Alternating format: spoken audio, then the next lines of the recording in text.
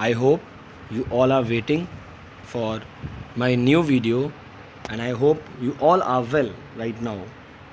And I'm coming here with a new video of the chapter electricity. आप लोग सोच रहे होंगे सर इलेक्ट्रिसिटी चैप्टर को इतना ज़्यादा इंपॉर्टेंस क्यों दे रहे हैं?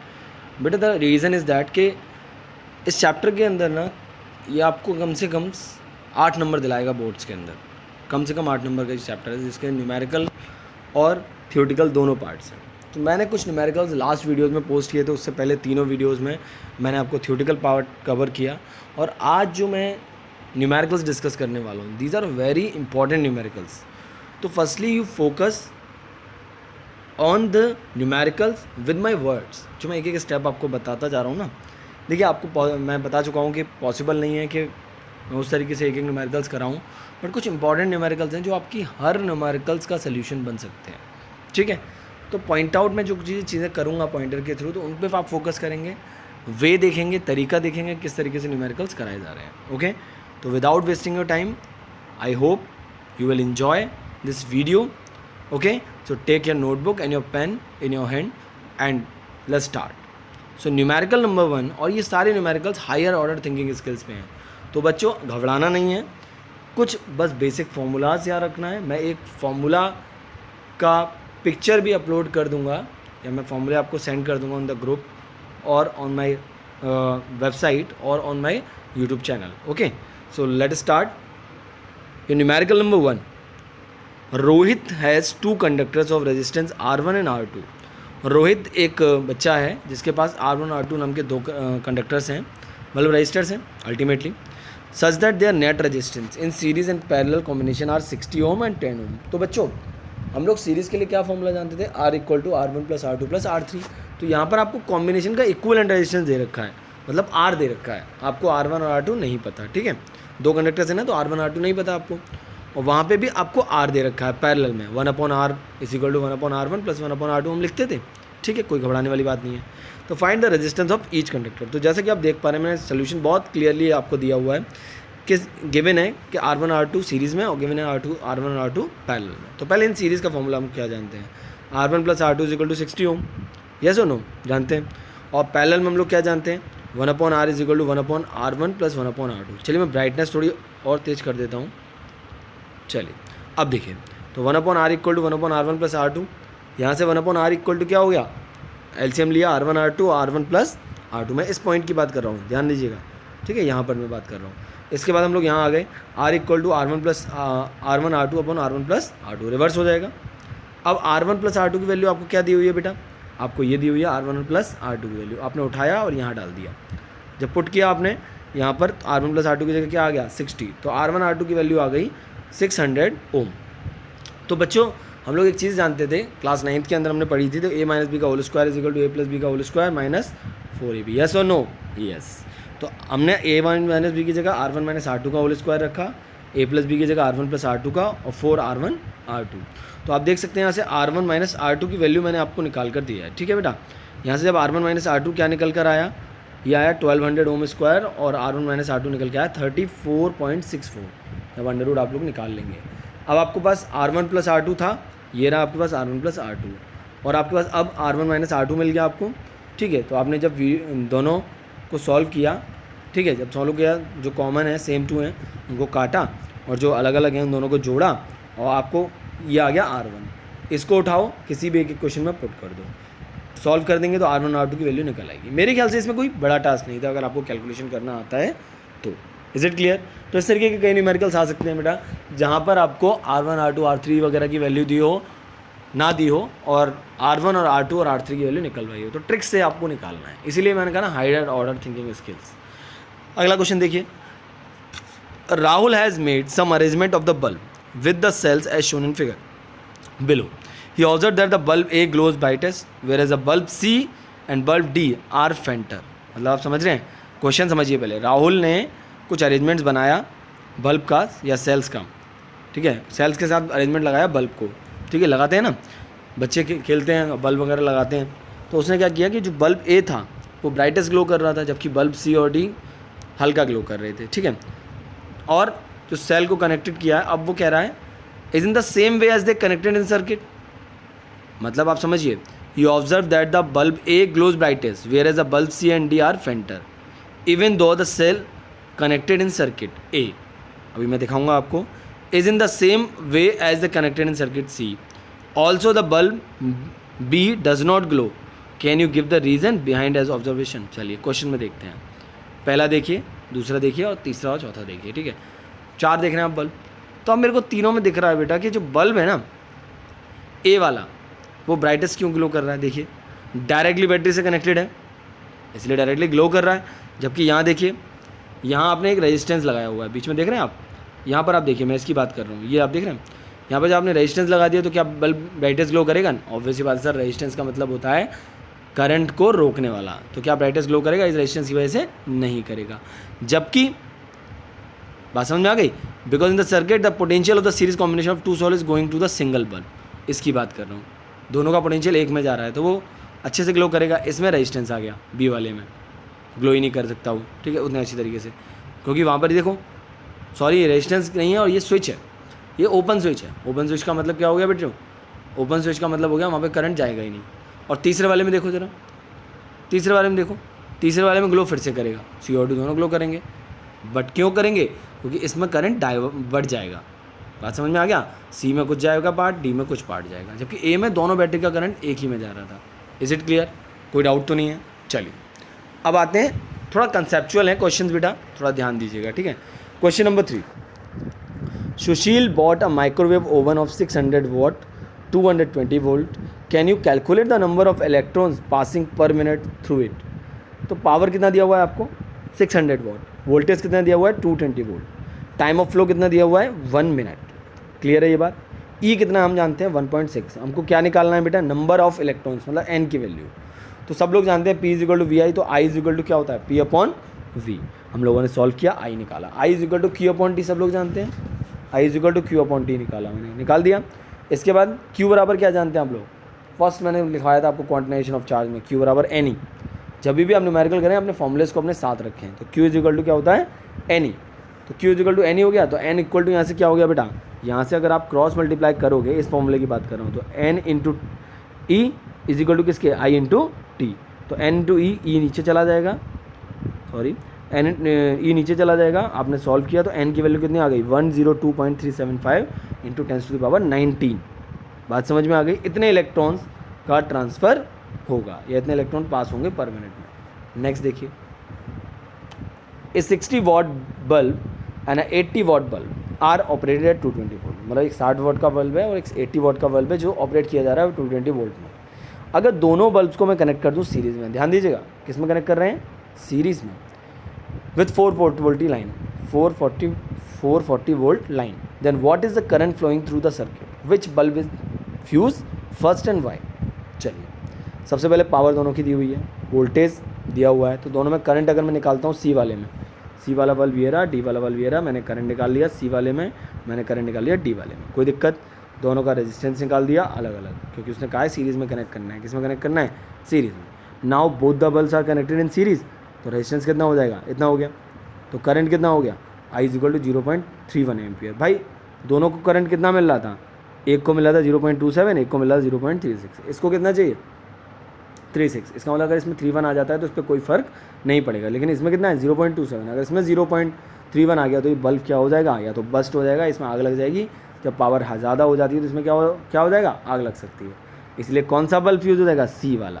तो bulb C will fuse the first as only 0.27 can pass through it. Is it clear? कोई डाउट तो नहीं है? चलिए next question. There are 3 tube lights, a TV and 2 fans in Deepak's living room. Deepak के लिविंग रूम में 3 tube light हैं, एक TV है और 2 फैन है। He find that each tube light draws 40 volt. हर ट्यूब लाइट को कितना मिल रहा है? 40 वोल्ट। तो 3 ट्यूब लाइट हैं, ध्यान रखिएगा। टीवी को 60 वोल्ट मिल रहा है, फैन को 80 वोल्ट मिलता है, और जो एवरेज है 8 आवर्स के लिए पर डे ये चल रहे हैं ट्यूब लाइट्स। टीवी चल रहा है 6 आवर्स के लिए और फैन चल रहा है 20 आवर्स के लिए। हर डे की बात हो रही है यहाँ पे, ठीक है। तो कॉस्ट निकालनी है आपको इलेक्ट्रिसिटी की, कि अगर जून का महीने में कितने दिन होते हैं बेटा? बताइए ज़रा। 30 दिन, ठीक है, याद रखिएगा। अगर रेट ऑफ फ्लो हो 5.50 पर यूनिट, मान लो इसे, किलोवाट आवर का मतलब यूनिट सब लोग जानते हैं, तो ऐसे क्वेश्चन में मैंने सबसे बड़ा टास्क क्या बताया था, याद करो बेटा। सबसे पहले मैंने कहा था टाइम को आवर में और पावर को किलोवाट में देखना है, ठीक है। तो पावर मैंने देखी 40 वाट, किलोवाट में चेंज किया 14 × 10⁻³ वाट। एक ट्यूबलाइट है ये, 3 ट्यूबलाइट है अपने पास, कितनी है 3। टाइम कितना ले रही हैं 8 आवर और पूरे महीने में चलानी है, ठीक है। तो एनर्जी कंज्यूम बराबर क्या जानता हूँ, P × T, इसकी बात कर रहा हूँ मैं, ध्यान रखिएगा, ये लास्ट इसकी बात कर रहा हूँ एनर्जी कंज्यूम, ठीक है।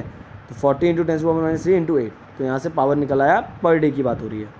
अब बात कर रहा है वो 3 ट्यूबलाइट है, तीनों के लिए हमने निकाल दिया। अब टीवी के लिए निकाल दिया same to same, TV 6 hour चल रहा था, मैंने सिमिलर करके निकाल दिया, ठीक है। अब पावर फॉर फैन के लिए निकाल दिया। अब टोटल बात हो रही है, तीनों की पावर टोटल कितनी आ रही है, ये आ रही है, सॉरी इलेक्ट्रिकल एनर्जी टोटल कितनी आ रही है, ये आ रही है। तीनों के लिए इलेक्ट्रिकल एनर्जी निकाल दी बेटा मैंने, E1 E2 E3, ठीक है। अब सिंपल सी बात वो ये पूछ रहा है कि 30 दिन चलाना है मुझे, 30 दिन के लिए ये आ गया। अब कॉस्ट पूछ रहा है, कॉस्ट को मैं सीधे क्या कर दिया, मल्टीप्लाई कर, भाई सिंपल सी चीज़ है। E = P × 2 लगाना है, अगर डेज दिए हुए डेज को मल्टीप्लाई करना है, कॉस्ट दिए हुए कॉस्ट को मल्टीप्लाई करना है, सीधे सीधे आंसर आ जाएगा। बट इतना याद रखना है कि पावर को हमें किलोवाट में लेना है और टाइम को हमें किस में लेना है बच्चों, टाइम को हमें आवर में लेना है। अंडरस्टैंड, कोई डाउट तो नहीं है। चलिए आगे बढ़ते हैं।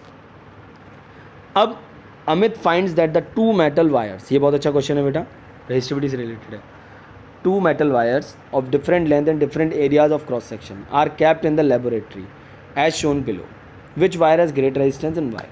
मैंने आपसे कहा था रेजिस्टेंस लेंथ पे डिपेंड करता है, जितनी लेंथ बढ़ेगी रेजिस्टेंस बढ़ेगा, एरिया जितना बढ़ेगा रेजिस्टेंस उतना कम होगा, ठीक है। 2 वायर हैं यहाँ पर, एक में देख रहे हैं आप आर देख रहे हैं, R1 और L1 दोनों ज़्यादा हैं फर्स्ट वाले वायर की, जबकि सेकंड वाले की नहीं है।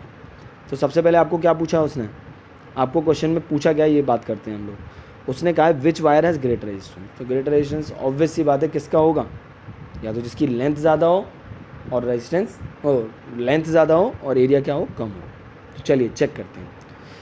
पहले हमने R1 = ρL/A हम जानते हैं, R1 L1 A1 first wire के लिए, R2 L2 A2 second wire के लिए। R क्या है रेजिस्टेंस, L क्या है लेंथ, A क्या है एरिया, दोनों के लिए निकल लिया मैंने फॉर्मूला। R1 फर्स्ट वायर के लिए, R2 सेकंड वायर के लिए।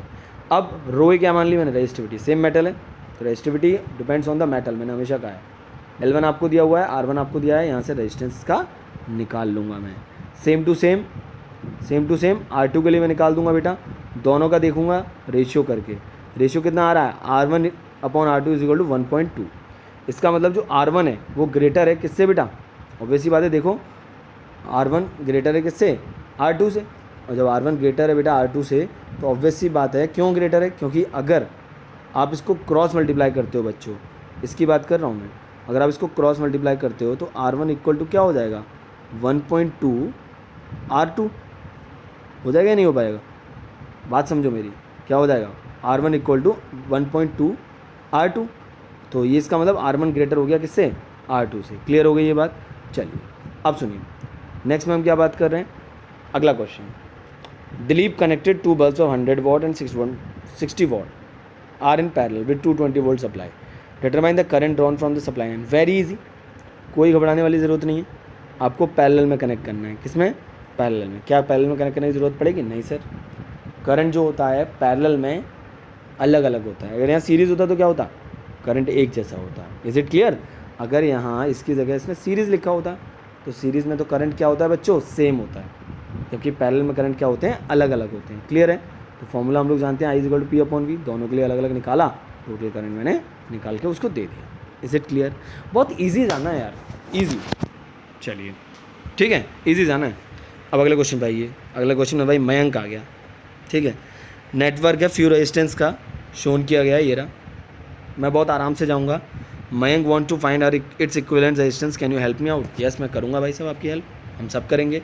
हम यहाँ से चलना स्टार्ट करेंगे, यहाँ से गए, ये दोनों आपस में किस में है, सीरीज़ में है सर। ये दोनों आपस में किस में है, मैं 7 और 5 की बात कर रहा हूँ, सीरीज़ में है सर। और ये तीनों आपस में किस में है, मैं तीनों की बात कर रहा हूँ, सॉरी मैं तीनों की बात कर रहा हूँ। ये तीनों आपस में किस में होंगे, 1 2 3, ये तीनों आपस में होंगे पैरेलल में। चलिए देखते हैं। तो देखिए वही किया है कि इन the given circuit the resistance in the arms ADC and ABC, ABC। Clear है, इसमें हम अगर दोनों को देखा हमने सीरीज़ में लगाया तो R1 R2 इनके इक्विवेलेंट रेजिस्टेंस मैंने मान लिए, ये देखो कोई दिक्कत तो नहीं है। और फिर तीसरा बचा पैरेलल में, वो मैंने कहा देखो पैरेलल में दिखा दिया, आंसर आ गया, ईजी। मैंने कहा ना क्वेश्चन टफ दिख सकता है लेकिन आंसर बहुत ईजी होता है अगर हमें क्वेश्चन समझ में आ गया तो। ठीक है, कोई डाउट हो बिल्कुल कमेंट सेक्शन में पूछिए, और बच्चों कोई भी दिक्कत आती है आप मुझसे तुरंत पूछिए, व्हाट्सएप पे आप मुझसे डाउट क्लियर कर सकते हैं। ओके, और कोई भी डाउट है क्लियर करिए, माइंड में मत रखिए, क्योंकि मैं यहाँ पर केवल आप लोगों के बेटरमेंट के लिए हूँ। तो मैं चाहता हूँ आपको एक से एक चीज़ परफेक्टली क्लियर हो। ठीक है, आइए, a wire made up of certain metal, एक वायर लिया किसी मेटल का बनाया हुआ है, रेजिस्टेंस है 4.75 ohms. What will be the resistance of another wire from the same metal. Question ध्यान दीजिएगा, रेजिस्टेंस दिया है, ठीक है, फर्स्ट वाले का सेम मेटल है दूसरे वाले वायर का, लेकिन इसकी लेंथ कितनी इंक्रीज़ कर दी गई है 4 टाइम्स, और एरिया कितना बढ़ा दिया गया है, हाफ कर दिया गया है। ध्यान दीजिए, ठीक है, आपने पहला वायर लिया, पहले वायर का रेजिस्टेंस दिया हुआ है, दूसरे वायर की लेंथ तो बढ़ा दी गई 4 गुना, और एरिया कितना बढ़ा दिया गया, हाफ कर दिया गया। चलिए आइए, फॉर्मूला वही यूज़ करना, R equal to rho L upon A. अब नए वायर के लिए L1 कितनी हो गई 4L, A1 कितनी हो गई A अपॉन 2। तो नए वाले के देखते हैं, तो R1 कितना, रो L1 अपॉन A1। रो L1 क्या हो गया था 4L, ये क्या हो गया A अपॉन 2। अब रो L अपॉन A की वैल्यू तो हमने क्या लिया बेटा, रो L अपॉन A की वैल्यू हमने क्या लिया ऑलरेडी, R के बराबर, किसके बराबर, R के, उठा के पुट करो, और R की वैल्यू हमारे पास क्या है 4.75, तो आंसर आ गया। वेरी इजी, मैंने कहा कोई घबराने वाली बात नहीं है बच्चों, मस्त तरह के क्वेश्चन करना, न्यूमेरिकल बहुत आसान से होंगे, बहुत आसानी से, अगर आप मस्त तरह के क्वेश्चन करेंगे बहुत आसानी से न्यूमेरिकल होंगे। अगला देखिए, कोई एक्टिविटी है कोई स्कूल के अंदर, in the school teacher provides a battery, 20 volt की बैटरी है, Naveen, Priya and 2 identical resistors, R1 R2 दे दिया, या आइडेंटिकल मतलब सेम रजिस्टर, ठीक है, with the battery, while Priya connects them in parallel with the battery, discuss the heat produce. Naveen ने तो कनेक्ट किया सीरीज़ में और प्रिया ने कनेक्ट किया पैरेलल में, ठीक है तो कौन से कनेक्शन में हीट प्रोड्यूस लार्जर होगी। चलिए आइए देखते हैं, heat produce in time T हम लोग जानते हैं क्या होता है, H=I²RT। आई हमें यूज़ नहीं करना है क्योंकि V वोल्ट दिया बैटरी, R यूज़ करना है, कर लेंगे यूज़, कोई दिक्कत तो नहीं है। तो हमने एक दिया फॉर्मूला भी हम लोग जानते हैं, V की जगह IR पुट करेंगे तो ये सब आ जाएगा। अब नवीन के केस में रेजिस्टेंस सीरीज़ है, तो R1 + R2 2R हो गया, आइडेंटिकल सेम रेजिस्टेंस है। हीट प्रोड्यूस हम लोगों ने निकाली, R की जगह क्या आ जाएगा, बस इस R की जगह आ जाएगा 2R, आ गया सर। प्रिया के केस में हम लोगों ने पैरेलल लगाया, उसके में हीट आ गई। अगर हम दोनों को कंपेयर करें, डिवाइड करें, अगर हम दोनों का क्या करें, डिवीज़न करें, देखो भाई मैं सिंपल सी आपको करके दिखाता हूँ कि अगर मैं यहाँ पे H1 मैं आपको रफ कर देता हूँ, 1 मिनट, थोड़ा सा मैं क्लियर कर देता हूँ कि अगर H1 है, देखिए इसको हटाइए, इसको मत देखिए, यहाँ पे देखिए H1 है अपॉन H2 आप करिए, ठीक है, करिएगा, और इक्वल टू में देखिएगा H1 अपॉन H2, तो V से V कैंसिल आउट हो जाएगा मेरे ख्याल से, V से V कैंसिल आउट, T से T कैंसिल आउट करके देखिएगा, तो आपको क्या निकल के आएगा, H2 upon H1 is equal to निकल के आएगा 4। H2 अपॉन H1 करिएगा या H1 अपॉन H2, वो आपकी चॉइस है। तो मतलब H2 जो है 4 टाइम्स है H1 का, मतलब हीट जो प्रोड्यूस होगी पैरेलल के केस में वो 4 टाइम्स होगी। इसीलिए हम घरों में, आपने देखा है पैरेलल कनेक्शन को क्यों यूज़ कर लेते हैं ज़्यादातर, क्योंकि जो पैरेलल कनेक्शन है वो बेटर हीट प्रोवाइड कर सकता है हमें, बात समझे। और मैं उसकी बात कर रहा हूँ, हीटर की बात ध्यान दीजिएगा, गीज़र की, वो सब पैरेलल में लगते होते हैं, ठीक है। सिप्रा, अगले क्वेश्चन पे आते हैं। Sipra at 4 resistance 4, 8, 12 and 24 respectively.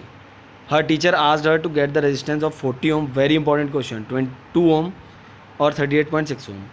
आप कैसे लगाओगे इन 4 रेजिस्टेंस को कि आपको पहले मिले 48 ओम, फिर मिले 2 ओम, फिर मिले 38.67 ओम, ठीक है डिफरेंट अरेंजमेंट्स हैं।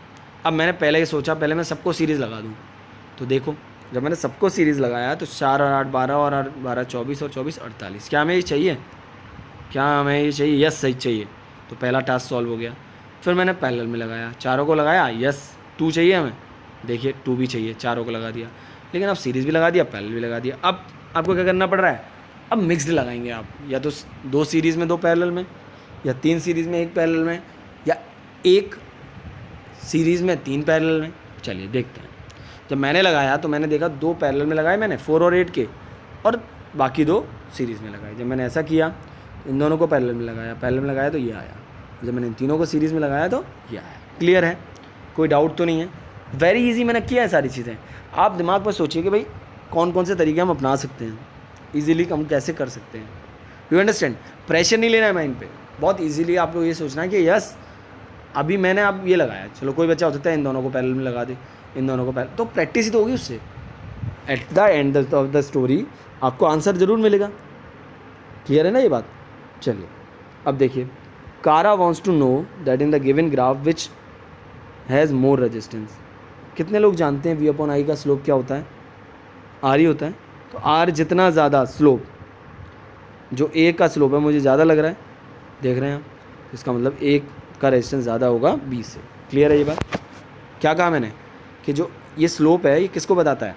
वी अपॉन आई, रेजिस्टेंस को ही तो बताता है। तो आप समझ लीजिए कि ये जो दिया हुआ है ये जितना ज़्यादा होगा रेजिस्टेंस उतना ज़्यादा होगा। चलिए अब आया बहुत ज़्यादा अच्छा क्वेश्चन, दिमाग लगाइएगा। Jack has wire of resistance of 10 ohm. Jack के उसने बेंट किया, रेजिस्टेंस सीधा था, उसने बेंट किया, फॉर्म किया सर्कल, ठीक है।